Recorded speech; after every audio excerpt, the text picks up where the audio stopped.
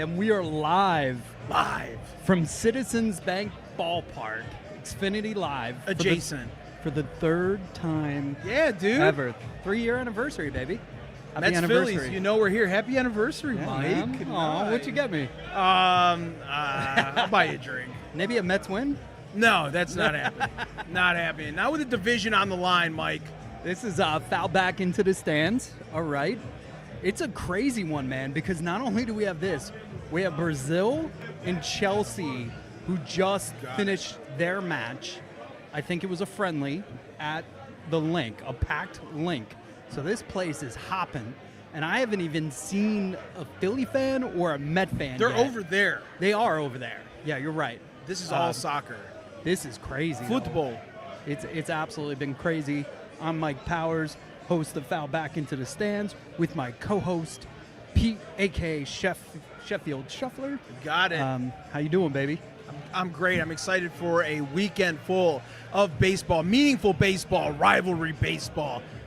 Couple of powerhouses fighting for the NL East. The only thing I'll say is when you look at the starting pitchers, like, it doesn't look like it's a couple of powerhouses. Well, let's talk about it, right? The Phillies are catching the Mets at the perfect time. Mets dropped 6 in a row. Phillies, 8 of their last 10 have been wins. You have one of the best pitchers on the planet, Zach Wheeler, going for the Phillies. You got Blade Tidwell, great football name, by the way, going for the Mets, who got destroyed his last outing back in May against the Cardinals. 9 hits. I think six earned runs in 3 2/3 innings. My goodness, not the best starting pitching for the Mets. But if you're a Phillies fan, this is exactly where you want to be playing the Mets. And if you're the Mets, this is the exact ballpark you want to be at to get out of a funk. Okay. Oh my God, dude! I've seen it so many times. David Wright's debut back, Daniel Murphy when he figured out his swing, same exact game. They had a heavy BP session together, and both of them homered that game, and then it was just, next thing you know, 2015, we're in the World Series. So I say that because right now the division is all knotted up, 3 games, so at the end of this we're going to have somebody ahead in the NL East, but this ballpark is so sexy for a guy like Juan Soto trying to figure out his swing.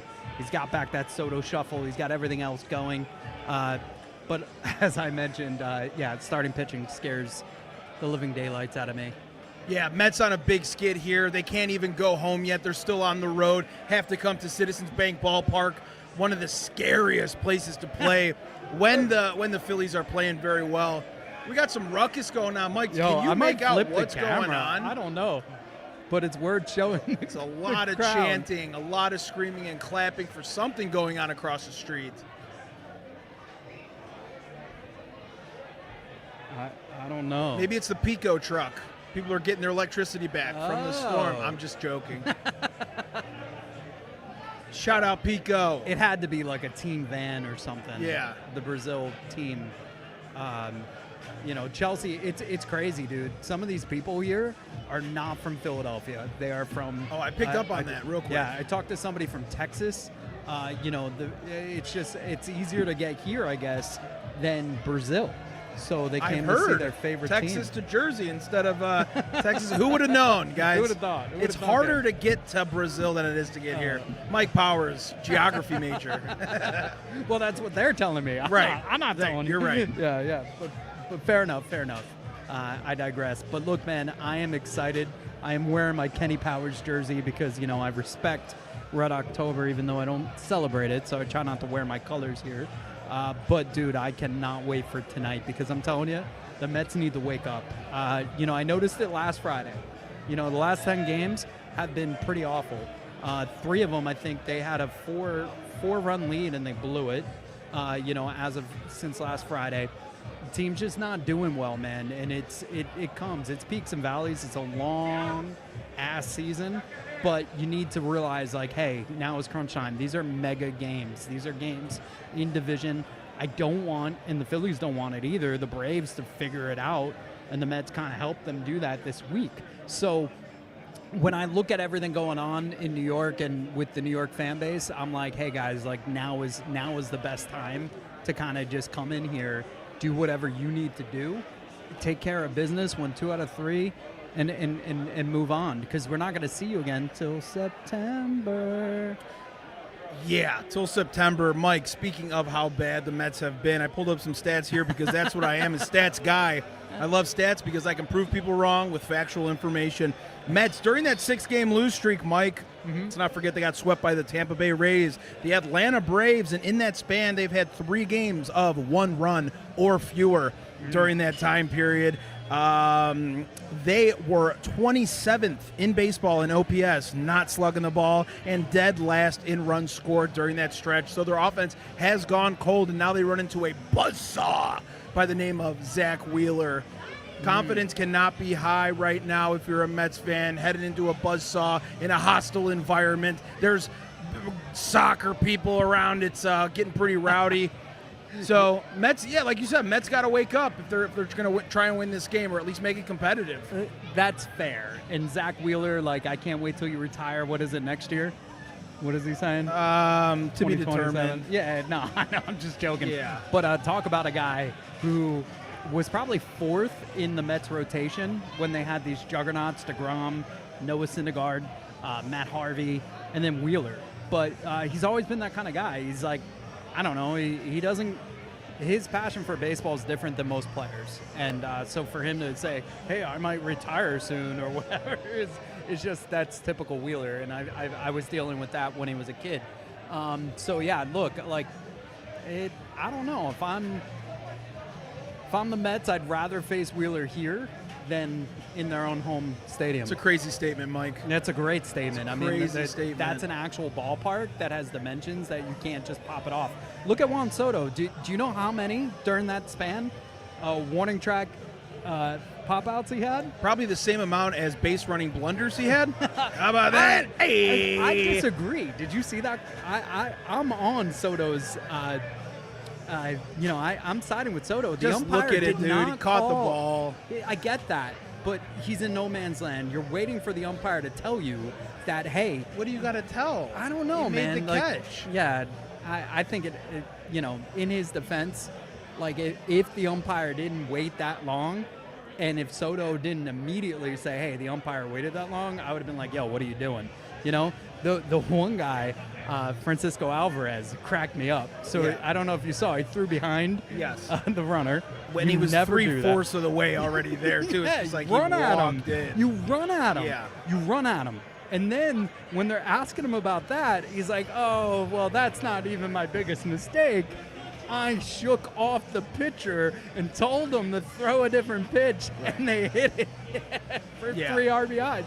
So, I mean, he's like, yeah, I called the slider in that or whatever it was, the off-speed pitch, and it ruined the game. So, but in Francisco Alvarez's defense, he's been calling amazing games.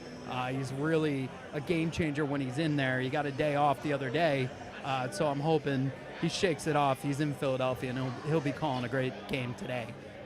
So that's my feelings, man. Mike, I'm going to give you some compliments here. I'm going to compliment the Mets, and we're going to do something pretty nice of us, because I am a baseball fan, so I Right. appreciate good baseball. The biggest, most impressive thing the Mets have done this season, Mike, has been their starting pitching. Mets have been hit with the injury bug. Kodai Senga, Tyler McGill, Sean Manaea, Frankie Montas, all on the injured list, making 4 Mets starters on the IL, and still, the Mets on have top. the best team ERA in baseball. That is impressive. That is perseverance. That's guys stepping up. Griffin Canning, Clay Holmes, those guys are stepping up for the injured pitchers that they suffer. I mean, most teams have 4 guys hit the IL. They're in a world of trouble. Right. And the Mets not only are treading water, but they are thriving. Best starting team ERA in baseball. So props to the Mets for that. I will also say, losing Harper, losing your closer to steroids, you had every reason to just give up as the Philadelphia Phillies, and you have not. You have made your time away with Harper, more importantly, very significant. 10 days ago, 5.5 games out of first, and now you're all knotted up coming into the series. That is house money for Philadelphia. I give all the respect in the world to that clubhouse. You lost 1 to the Marlins, but then you took care of business. So in general, both of these teams are so likable and they're so hot right now that it gets me excited. You know, you're not going to see what happened in L.A. and San Diego. No, definitely not. Too much on the line. Mike, I give you that compliment in a way to kind of compliment myself here. A little bit of a setup there. Phillies starting pitching, nothing to wag a finger at. Starting ERA, 6th best in baseball, 3rd best in the NL. Strikeouts, nobody has more strikeouts in Major League Baseball than the Phillies starting pitching. Innings pitched, nobody's pitched more innings. Their starting pitchers are going deep into games, 7th inning, 8th inning, which is what you need when you have not really a reliable bullpen, if we're being honest here. Wins, nobody has more. I'm sorry, they're tied for first with wins. Phillies starting pitching. The Yankees, the Tigers, and the Mets also have 30 wins for their starters, tied for first in baseball. So a lot of good starting pitching here for this series. Yeah, no, I mean, it's like you said, the Mets have kind of pieced it together, right? Like everybody was like Mark Henry from Fox Sports, The Gambler, who I tend to actually take his betting advice. Okay. So, like, I'm not mad. And a lot of it was the Mets, and he made me a lot of money. But he always said, thank God Uncle Stevie can only fix one problem with his money per season.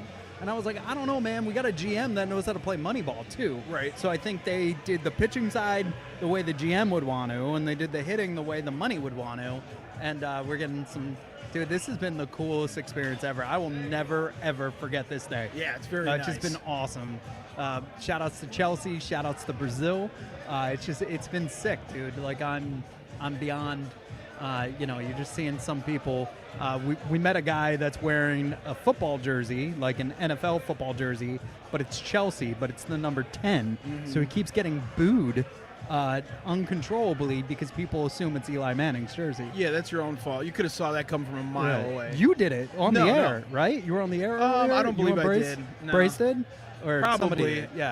Somebody saw him and got mad earlier when I was producing. But... Yo, dude, you brought that on yourself. And also, you're trying to get attention. Hey, you're talking to a guy with an oversized hat. I thought it was a great setup for Noggin Boss. Let's be honest here. Yo, man, that's a fire hat. Hey, nobody's going to promote yourself as much as you, Mike. Nobody. Yeah, I love it. It's an awesome hat. Shout out Noggin Boss. They may not have Kyle Schwarber, but they got Carl Schwarber rocking Noggin Boss. No, man. And look, speaking of that, like, I would be in a world of hurt right now if it wasn't for one of our sponsors, and that's Wear SPF, Justin Thomas's skincare solutions for sun. It's all mineral based. It's an amazing product. And I enjoy wearing it, dude. Like, I honestly do. I told you this the other day.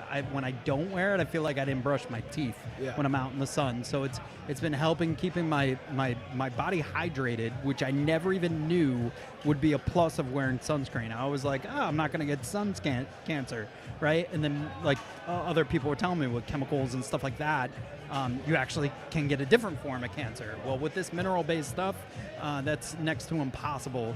If you apply it every 80 minutes, go to wearspf.com. The reason why Justin decided to call it wearspf.com is because he just wants you to wear it, and he doesn't care if you buy it from him or not.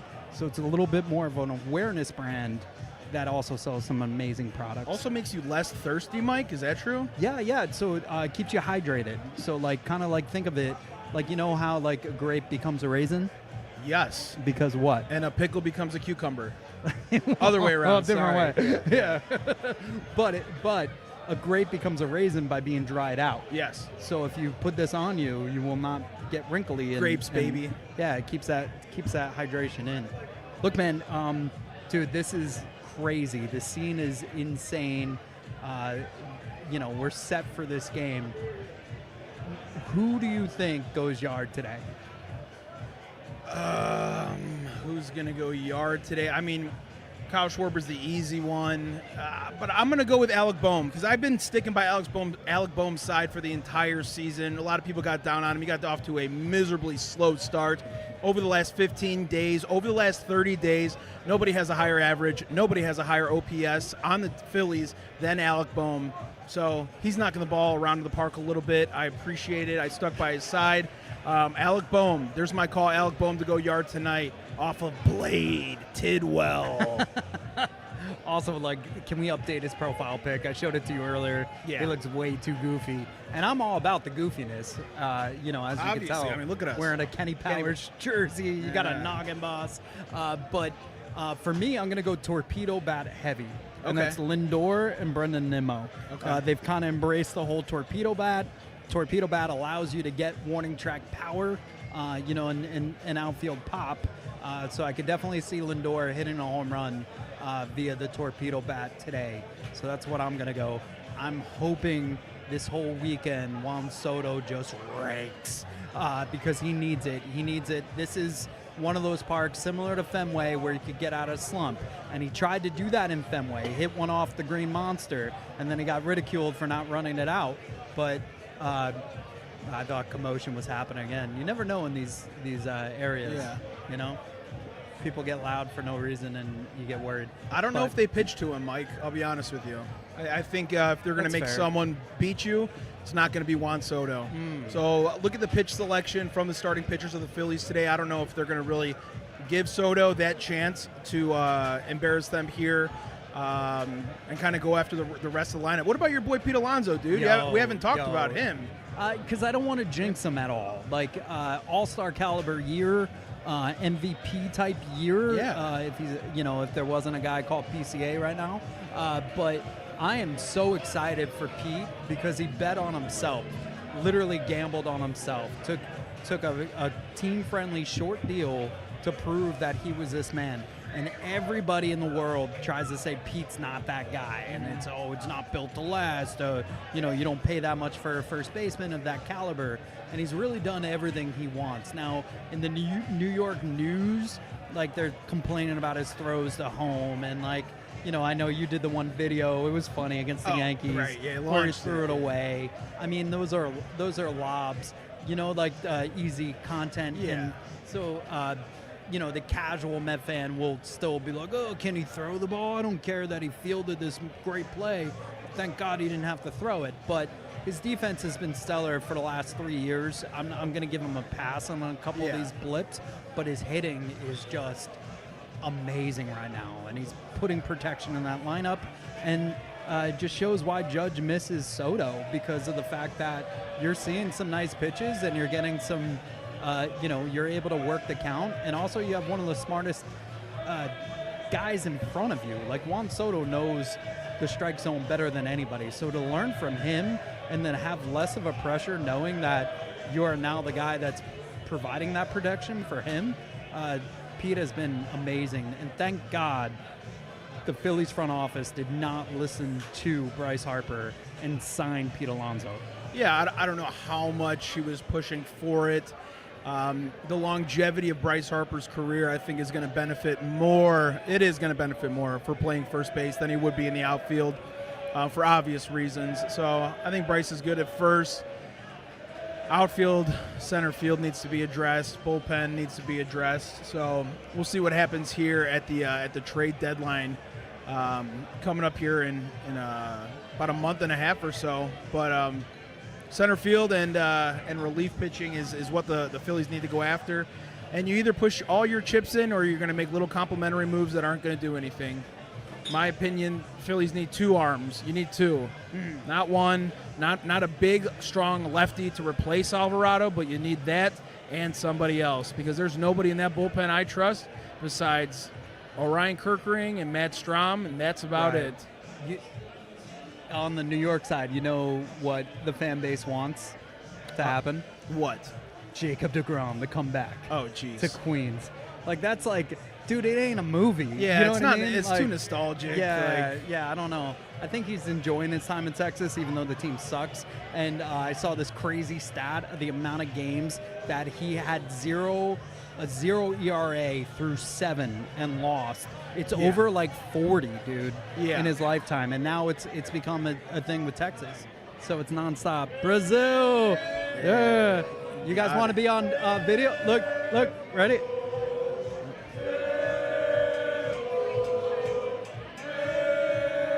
Not sure what they're saying, but believe it.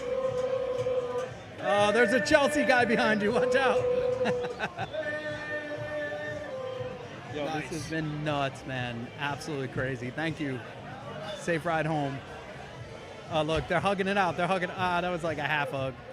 All right. We'll probably get Kenzie on here for a little bit. But yeah, man, you're starting to see the conversion. Some of the Brazil and Chelsea fans are leaving, and you're starting to see New York come through and Philly come through. So I haven't seen New York. No, I haven't seen much, man. I see a couple right there, blue. I see, that could be Philly blue, though. That is Philly blue. Yeah, we're in trouble. I don't know. If you are a New York fan and you're trying to get in, I recommend TickPick. TickPick.com. Download the app today. No fees, best pricing. On average, 10 to 15% less than. Let's go there, dude. I've also the Eagles fans drink. These guys drink. Oh yeah. Like, did you see that kid with the cups? Like, just Probably collecting all the about cups? 30 cups. 15 in each hand. That was just him and his mom and dad. Someone who take his drank keys all that? away. But we're going to take a quick break. We'll be right back to wrap things up.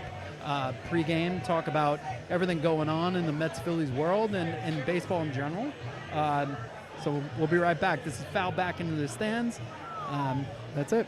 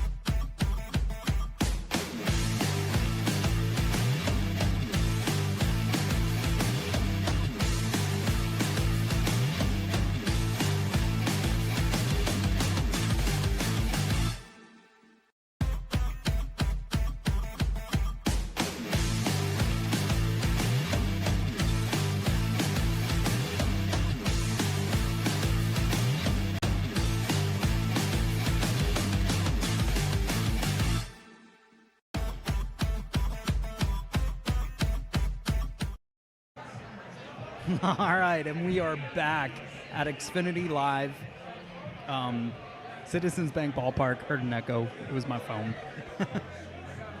Dude, man, this game is starting out. Now I finally see Herrera. Yeah, there's one. Yeah, there's one. We spotted one. Dude, it got crazy, man. During our break, we had somebody trying to eat our camera. Yeah. I know the lines it's packed, so I know the lines are busy for food. Well, they've been drinking for a while. The guy that ate the camera's over there talking to Brace now. Yeah, it's hilarious. Slurring. The other guy's like, I'm a player. I was like, okay, Yeah. cool, man. Cool story. I could care less. Unless you're utterly It's funny when you're sober and you see everybody that's wasted. It's so stressful, right? It's kind of one of the worst things we deal with on a regular basis. You're like, all right, calm down. Calm down. Yeah. There's a Chelsea kid right there. You proud of him? You proud of him? Yeah. Sean Brace is trying to check things out. That guy tried to eat our camera. The guy you're talking to that's talking to... Yeah, he's bad news. Yo. Yeah. He's bad news already. He's out of hand. He's way out of pocket. Speaking out of pocket, like we said, we talked about some of our props. I do think Lindor is going to homer today, and I'll look at you while I do it, while I cash that ticket. You said Alec Boehm. What do you think the final score would be? I think the over-under was set at 8. I think the Phillies win by 2 runs, maybe 5-3. Okay. All right. Pretty well. Wheeler gives up a bomb. Yeah. Maybe a solo jack. I would say 5-3. Phillies. Yeah. Mid-game, I'm going to say it's going to be 4-1. Like 5th inning, we're going to look at each other, and one of the teams is going to be up 4-1. I think it's going to end like 4-3. It could be. Okay, we're there. Mets, if they get through the first 5 innings with some run production, with some Hail Mary pitching, I really think they could win this game. So if they win tonight, the New York Mets, they win the series. I don't know about that, Mike. You know who's starting for the Mets today. It's going to be bad news. I think the Phillies got to hop on them early. Trey Turner at the front of that lineup has got to get on base, get a double, steal second, whatever it takes. But I don't see them taking this game. Saturday, Sunday, more so. Sunday's going to be an exciting game, I think. It's going to be Sunday Night Baseball. Jesus Luzardo, one of the biggest starts of his career, hasn't played much meaningful baseball when he was with the A's and with the Marlins. So it's a big time now. They got Mick Abel going tomorrow, the young stud, got a 2-something ERA. So we'll see. There's going to be some runs scored this weekend for sure, but I think the Mets or the Phillies are going to cover the run line tonight, 5-3. Okay. All right. I'm not mad at you, kind of, but I'm not. Hey, at least we're going to the game. Yeah, I'm excited. I love baseball. There's been so many of these times where like one of the teams is out of it by like a dozen games. Yeah. That's not the case, and we were lucky last year too. Meaningful baseball in September. So, we'll be back. We're gonna do some posts throughout the day. So check us out at Sheffield Shuffler on all social posts. You got it. The Give Us a Shot Network, the Divide Live, whereas you can find a lot of my content. And look, man, like this is fun. This is definitely where I want to be. This is a situation where you couldn't ask for a better spot. I see a lot of Juan Soto jerseys. I told you I bought a knockoff one. I didn't want to buy the real one. But I do crack up that people are wearing them because, like, we just signed them. But I got mine for $20, so I was like, all right, I'll take it. That's a deal, dude. Yeah, it was a crazy deal. And it was in Seaside, Tom's River. Okay. During, like, the polar bear plunge, this lady, like, comes up and she's like, do you want this Soto jersey? Yeah. I was like, how much is it? She's like, $20. Can't say no. I was like, this is like a mobile DH gate. Yeah. Right? I don't got to wait 3 months to get my jersey. It was crazy. I was like, you know what? I'll take it. So I took it, and I'm not mad at it. So not faulting people wearing Soto jerseys, but, have some respect. Wear the captain. Wear somebody. I just saw somebody in a Mets Wheeler jersey. That's hysterical. Yeah. Shout out to number 45. But yeah, dude, this is going to be fun. I do like Wheeler. I like him as a player. I like him as a person. But it's going to be great to watch him get lit up and give up 6 runs in the first 5. Brazoban, I've been a fan of. I like watching him pitch. He's coming out of your bullpen. He's been making a name for himself. I enjoy a nice setup, man.